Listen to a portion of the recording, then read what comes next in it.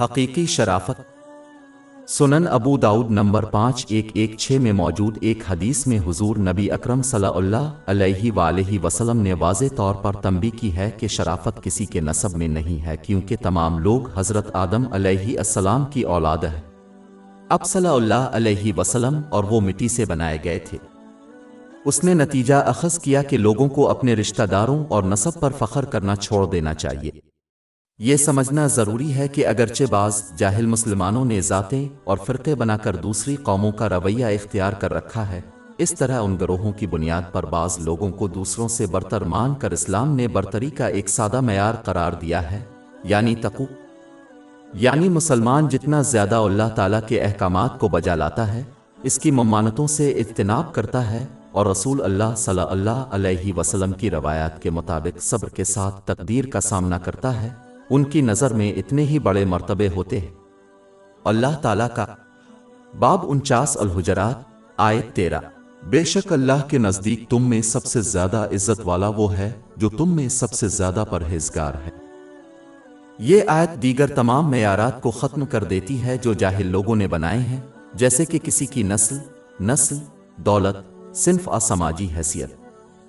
اس کے علاوہ اگر کوئی مسلمان اپنے نسب میں کسی متقی شخص پر فخر کرتا ہے تو اسے اللہ تعالیٰ کی حمد و ثنا اور ان کے نقش قدم پر چل کر اس عقیدے کا صحیح مظاہرہ کرنا چاہیے۔ دوسروں کے نقش قدم پر چلے بغیر ان پر فخر کرنا اس دنیا آخرت میں کسی کے کام نہیں آئے گا۔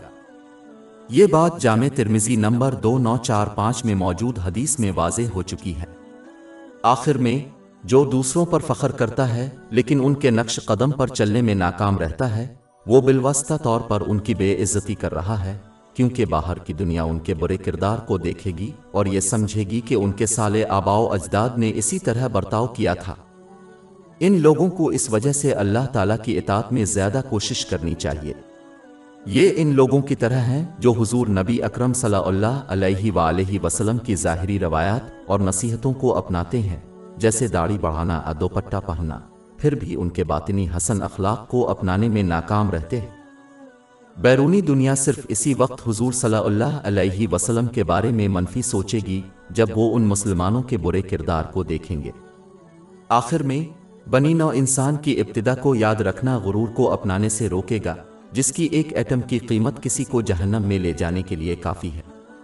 صحیح مسلم نمبر 265 میں موجود ایک حدیث میں اس کی تنبیہ کی گئی ہے۔ غرور صرف دوسروں کو حقیر سمجھنے کی ترغیب دیتا ہے، حالانکہ ان کے پاس جو کچھ بھی ہے وہ اللہ تعالیٰ کی طرف سے پیدا اور عطا کیا گیا ہے۔ فخر بھی کسی کو سچائی کو مسترد کرنے کی ترغیب دے گا جب یہ ان سے پیدا نہیں ہوتا ہے۔ لہذا کسی بھی چیز پر غرور، جیسے کہ اپنے نیک بزرگ، سے ہر قیمت پر گریز کرنا چاہیے۔ ہماری ویب سائٹ www.sheikhpod.com پر 400 سے زیادہ مفت e books, audio books, infographics, podcast اور بلاگ دستیاب ہے۔